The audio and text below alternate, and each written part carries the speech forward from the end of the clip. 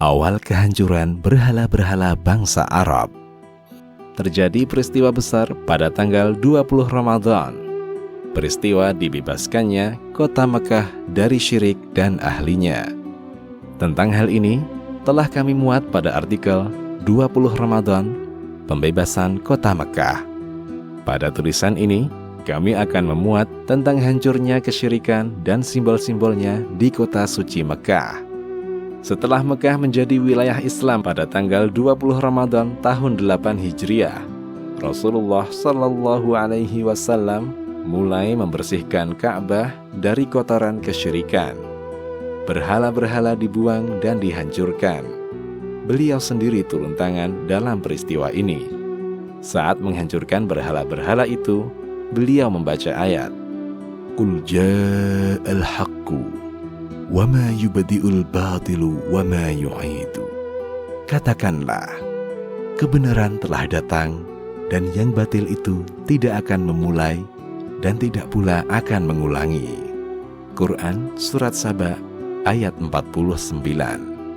Dan ayat wa qul ja'al haqqu wa zahaqal batil innal batila kana zahuqa.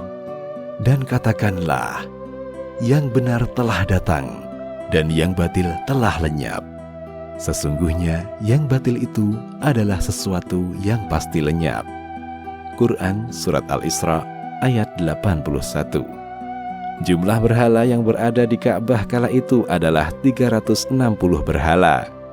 Saat itu di Ka'bah terdapat gambar Nabi Ibrahim, Ismail, dan Ishak dalam keadaan sedang mengundi nasib dengan anak panah. Gambar-gambar itu diwarnai dengan za'faran. Nabi Muhammad SAW tidak mau masuk ke dalam Ka'bah sebelum gambar-gambar itu dikeluarkan. Beliau bersabda, "Semoga Allah memerangi mereka." Ibrahim tidak pernah mengundi nasibnya dengan anak panah. Hadis riwayat Bukhari. Dalam riwayat lain disebutkan juga terdapat gambar Maryam dan juga ditemukan patung merpati yang terbuat dari kayu. Beliau pun membuangnya keluar Ka'bah. Setelah Ka'bah dibersihkan, beliau sholat 2 rakaat di dalamnya. Setelah pembersihan Ka'bah, Rasulullah mengirim utusan ke wilayah sekitar Mekah untuk menghancurkan berhala-berhala terbesar milik bangsa Arab. Rasulullah mengirim Khalid bin Al-Walid bersama 30 orang lainnya menuju Batni Nakhlah yang terdapat di Thaqif. Mereka diamanahi untuk menghancurkan berhala Al-Uzza. Uzza adalah beberapa pohon di daerah Batni Nakhlah, sebuah wilayah antara Mekah dan Taif. Pohon-pohon ini dikelilingi bangunan dan ditutupi kelambu, dijaga oleh juru kunci, dan terdapat setan-setan yang berbicara dengan manusia. Orang-orang penggemar kesyirikan menyangka pohon keramat inilah yang berbicara sendiri. Dan Uzza adalah berhala penduduk Mekah dan sekitarnya, yakni milik Bani Mudhar, Quraisy, dan Kinanah. Uzza dihancurkan saat bulan Ramadan tinggal tersisa 5 hari lagi. Khalid menebang pohon hingga rata dengan tanah dan membunuh jin wanita yang berbicara dengan manusia yang menyesatkan itu. Rasulullah juga mengutus Sa'ad bin Zaid al-Ashhali bersama 20 orang lainnya untuk menghancurkan Manah di Al-Mushallal, sebuah tempat dekat Kudaid. Manah adalah sebuah batu besar yang terletak di sebuah wilayah antara Mekah dan Madinah. Berhala ini milik orang-orang Aus, Khazraj, dan Khuza'ah. Penghancuran ini terjadi 6 hari sebelum berakhirnya Ramadan. Berhala besar lainnya adalah Al-Lata. Ia adalah sebuah berhala besar yang berada di Taif, berwujud patung yang memiliki relief, yang dibangun rumah untuknya, dan ditutupi dengan kelambu agar mirip dengan Ka'bah. Di sekeliling Al-Lata terdapat teras dan dijaga oleh juru kunci. Untuk menghancurkan berhala ini, Rasulullah mengutus Abu Sufyan bin Harb dan Al-Mughirah bin Syu'bah. Menurut pendapat yang lainnya, nama Lata dibaca dengan Al-Lata.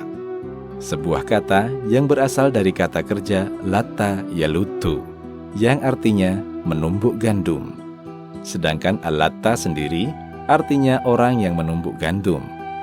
Al-latta adalah seorang laki-laki soleh yang menumbuk gandum, memasaknya, kemudian menghidangkannya untuk jamaah haji. Saat ia wafat, dibangunlah rumah di atas makamnya, dibentangkan kelambu pada makam tersebut, kemudian menjadi sesembahan selain Allah.